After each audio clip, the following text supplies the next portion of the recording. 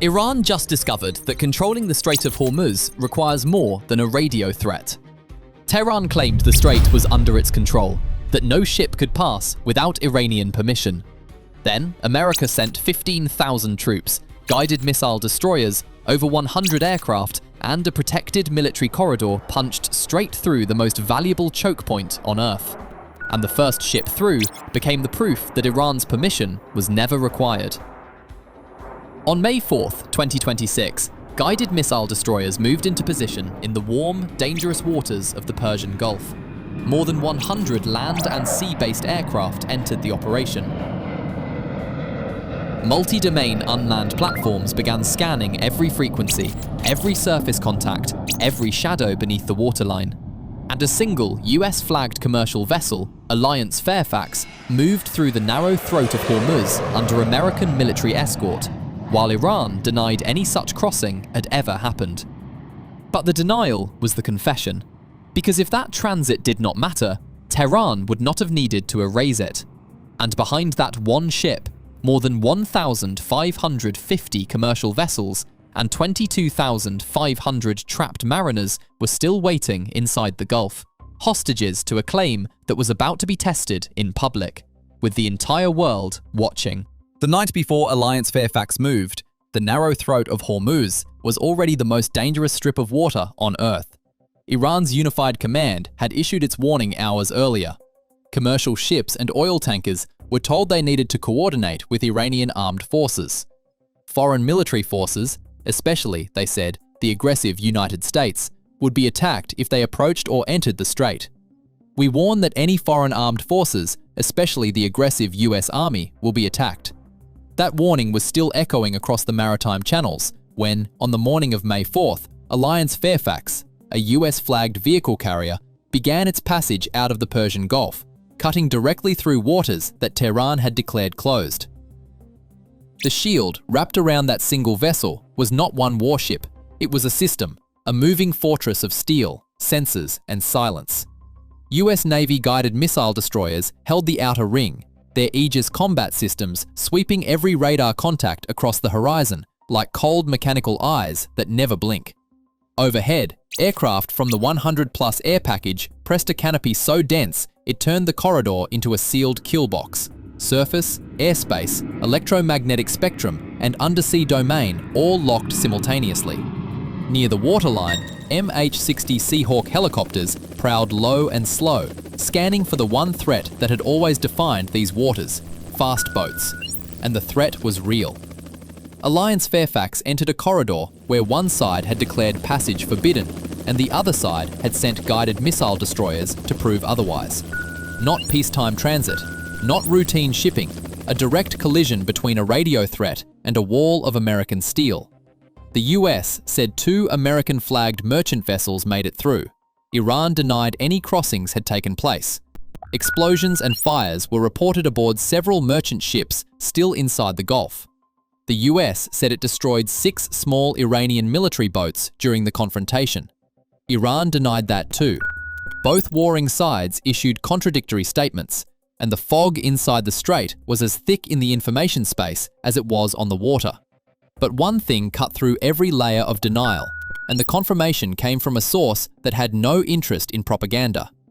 Maersk, one of the largest shipping companies on Earth, confirmed on the record that its subsidiary's vessel, Alliance Fairfax, had exited the Gulf through Hormuz with US military assets, that the transit was completed without incident, and that all crew were safe and unharmed.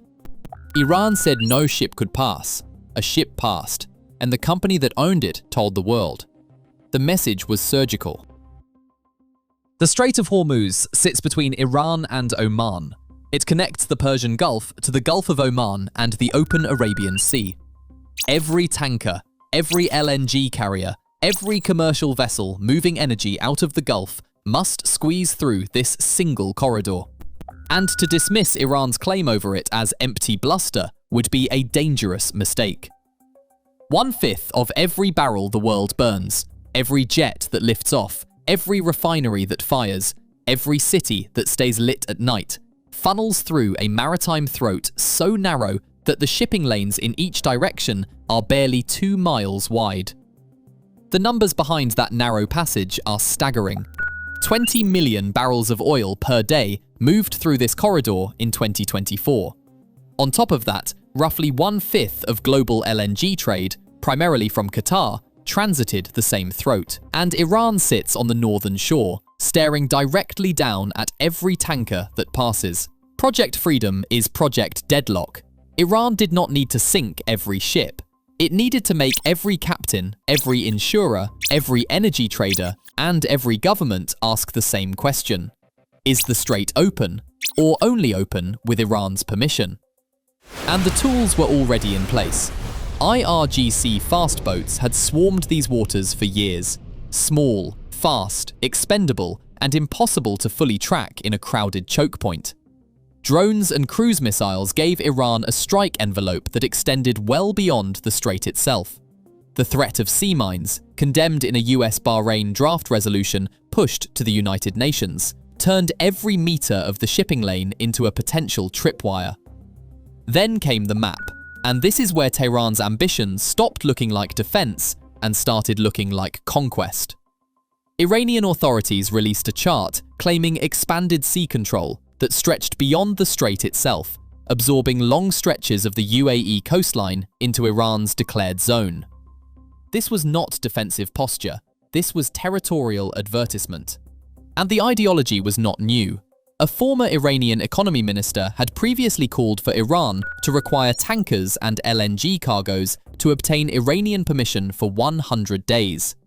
The demand predated the war. Project Freedom simply forced it into the open. In other words, Iran's Hormuz card was never just military, it was psychological. The weapon was not the fast boat, the weapon was doubt.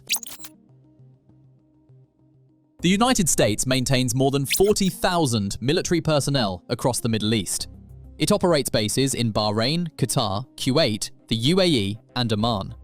Its Fifth Fleet has patrolled these waters since 1995. But none of that existing infrastructure was designed for what came next. On May 3rd, CENTCOM announced that US forces would begin supporting Project Freedom the following day. The mission, directed by the president, left zero ambiguity. Restore freedom of navigation for commercial shipping through the Strait of Hormuz. And the numbers that CENTCOM published next read like the obituary of Iran's blockade strategy. 15,000 service members deployed into a maritime crisis centered on one narrow strait. That is not an escort. That is an occupation of the water column. Over 100 land and sea-based aircraft formed an aerial canopy above the corridor, the kind of coverage that turns a choke point into a kill box for anything that enters without permission. Below them, guided missile destroyers, almost certainly Arleigh Burke-class DDG-51s, held the outer ring. Their Aegis combat systems can track over 100 contacts simultaneously. Their Mark 41 vertical launch cells carry the kind of ordnance that does not warn before it arrives. And their Tomahawk cruise missiles can reach targets 1,000 miles inland. These are not escort ships, these are floating arsenals. And then there were the platforms no one could see. Multi-domain unmanned systems, invisible predators, watching the water, the air, and the electromagnetic spectrum simultaneously.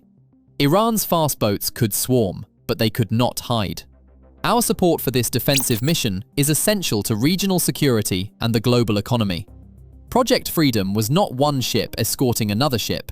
It was a moving military corridor, surface steel, airborne sensors, unmanned overwatch, helicopters near the waterline, destroyers holding the missile defense layer, and a political message buried underneath all of it. America was not asking Iran to open the strait. America was opening it. And here is the detail that makes the entire system even more devastating. CENTCOM confirmed that Project Freedom was operating while the US simultaneously maintained its naval blockade of Iranian maritime trade. Two operations, same strait. One blocked Iran, the other freed the world, and both ran in parallel. In other words, Iran built a gate, America built a corridor through the gate and left the gate locked behind Iran. But for all the firepower in the strait, for every destroyer, every aircraft, every unmanned predator circling above the waterline, the real bombshell was not in the Gulf at all.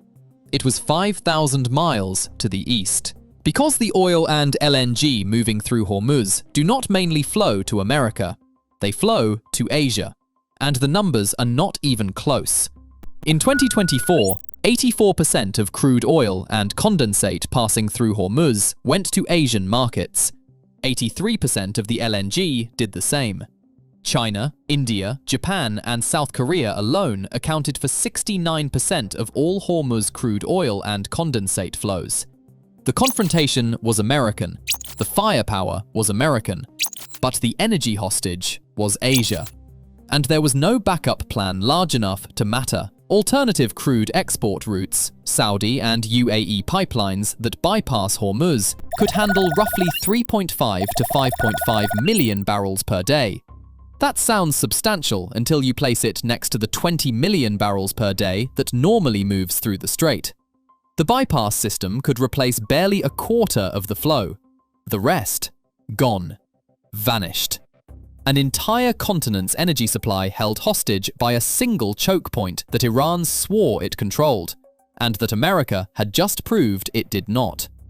Chevron's CEO warned that physical shortages were already beginning to materialize, with Asia expected to feel the blade first. Oil prices had already jumped more than 5% in volatile trading on reports of increased Iranian attacks. Yes, you heard that right.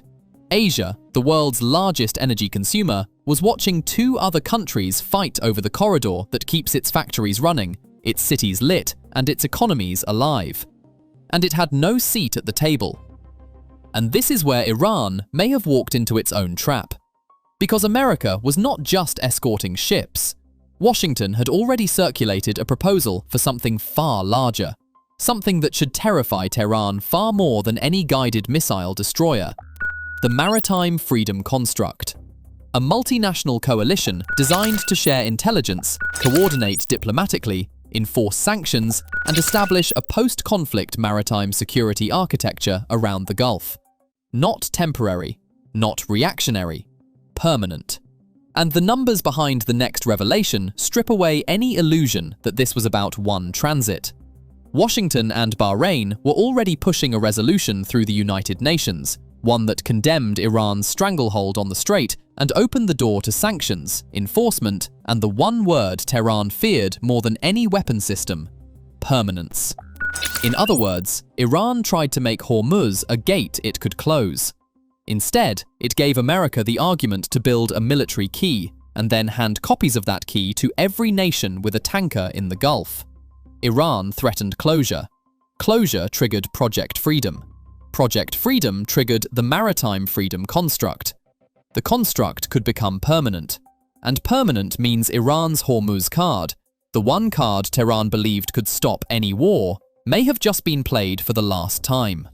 If Iran cannot reclaim credible control of Hormuz, if Alliance Fairfax's transit becomes the template and not the exception, then Tehran has not just lost a confrontation, it has lost the single most powerful piece of leverage it held over the global economy since the tanker war of the 1980s. 4 decades of implied threat, erased by one confirmed transit.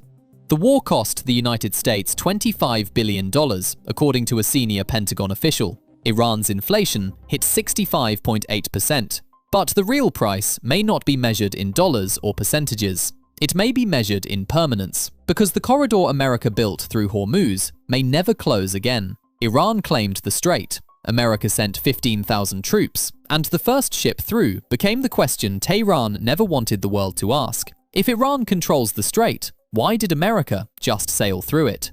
The strait is open, the fleet is still there, and Tehran has not fired a single shot to close it back. Was Project Freedom the proof that Iran's Hormuz threat was always a bluff? Or did America just walk into the exact trap Tehran wanted? The next chapter of this story is already being written, and trust me, you do not want to miss it. Until next time.